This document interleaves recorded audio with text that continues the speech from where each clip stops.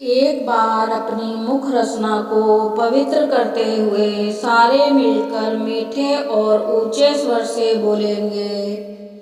बोलो जयकारा, बोल मेरे श्री गुरु महाराज की जय।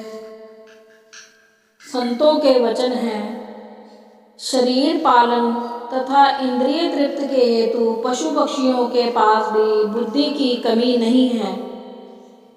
एक नन्ही सी चिड़िया के घोंसले को यदि देखा जाए तो बुद्धि चकित रह जाती है, अर्थात मानव बुद्धि भी वैसे घोंसले का निर्माण कर सकने में असमर्थ है। शरीर पालन तथा कुटुंब पोषण में चिड़िया भी किसी से पीछे नहीं। बुद्धि तो चिड़िया में भी है, किंतु वह मात्र उदर बुद्धि तथा बाल बच्चों के पोषण में सीमित है।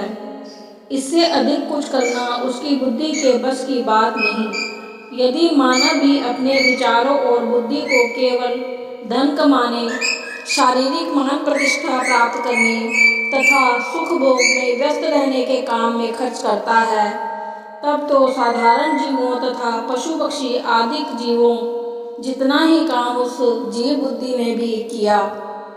यदि यही विचार है तो मानव जीवन के ध्येय की पूर्ति तो ना हुई। अन्यान्य योनियों की अपेक्षा मानव की विशेषता तब है जब वह भजन भक्ति में मन लगावे, ना कि आठों याम वासना पूर्ति और भोग लिप्सा में ही गलतान रहे। शेख सादी साहिब जी ने भी कहा है, मनुष्य को मानवता के पद का ध्यान रखना आवश्यक है। जिस प्रकार चंदन की लकड़ी में यदि सुगंधी नहीं तो उसे चंदन कौन कहेगा।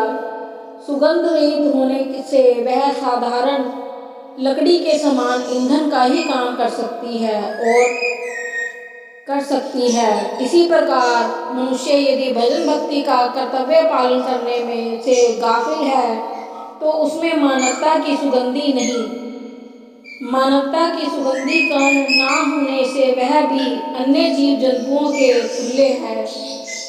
गुरबानी में कहा है, मानव जन्म की विशेषता ही यही है कि मालिक के नाम का सुमिरन में चित्त लगाए, क्योंकि वास्तविक सुख तो एकमात्र नाम की कमाई, भजन भक्ति एवं सतगुरु के ध्यान में निहित है।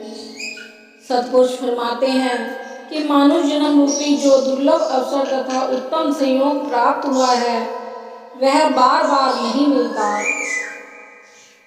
इससे पूर्व भी माया ने जीव को धोखा देकर इसे 84 का चक्र कटवाया और इसके अनेक जन्म नष्ट किए। अब ध्यान देना है कि यह अनमोल समय हाथ से ना निकल जाए। इसी समय में ही भक्ति की पूंजी को एकत्र करने का काम करना है।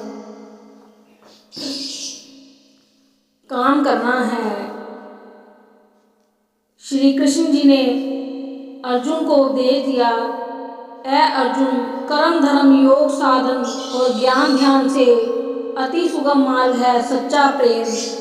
सच्चे प्रेम का लक्ष्य ही प्रीतम के स्वरूप यानी मालिक के ध्यान में लगना है, जिससे अपनी सत्ता को जीवन काल में इष्ट देव के प्यार से में मिटा दिया, वह सदा के लिए अमर पद को पा गया। उसका कोई कर्तव्य भी शेष नहीं रहता है।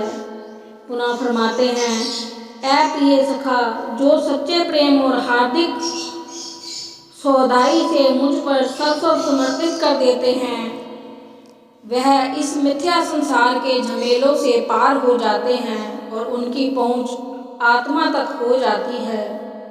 प्रेम अथवा भक्ति एक ही तत्व के दो नाम हैं, इसलिए दोनों को मिलाकर प्रेम भक्ति का नाम दिया जाता है। तथा जहाँ प्रेम भक्ति का निवास होगा वहाँ का दृश्य ही कुछ अन्य प्रकार का होगा। जैसा कि गोसाई तुलसीदास जी का कथन है, राम भक्ति चिंतामणि सुंदर बसे गरुड़ जाके उर अंतर, परम प्रकाश रूप दिन राति नाही कछु चाहिए दिया धृत बाती, मोह दरिद्र निकट नहीं आवा लोभ वात ना ताही बुझावा, प्रबल अविद्या तम मिट जाई हरहि सकल शलभ समुदाई। गरुड़ जी उपदेश करते हैं, जिसके हृदय में मालिक की भक्ति रूपी चिंतामणि बस जाती है, वह हृदय रात दिन परम प्रकाश रूप हुआ करता है। वह ऐसे दीपक का प्रकाश है जो घी और बाती का मोहताज नहीं। चिंतामणि का यह गुण है कि उसमें से दिव्य प्रकाश की किरणें स्वतः ही हर क्षण फूटती रहती हैं। इसी प्रकार मालिक के चरणों में जिसका प्रेम है, उसके हृदय में दिन रात प्रेम भक्ति का प्रकाश व्याप्त रहता है। माया मोह का अंधकार उसके निकट तक नहीं फटक सकता। जो सद्गुरुदेव जी के नाम भक्ति की कमाई करते हैं, तो सद्गुरु भी उनके सदा सहायक होते हैं। अगर जीव भक्ति के मार्ग में 2 कदम आगे बढ़ाता है, तो श्री सद्गुरुदेव जी भी खुद चलकर 10 कदम उसके पास आते हैं। इसलिए जीव का क्या फर्ज बनता है कि वह मालिक के नाम की कमाई करे, मालिक का ध्यान करे और मालिक के वचनों पर पूर्ण विश्वास रखे। बोलो जयकारा बोल मेरे श्री गुरु महाराज की जय। बोलो सांचे दरबार की जय।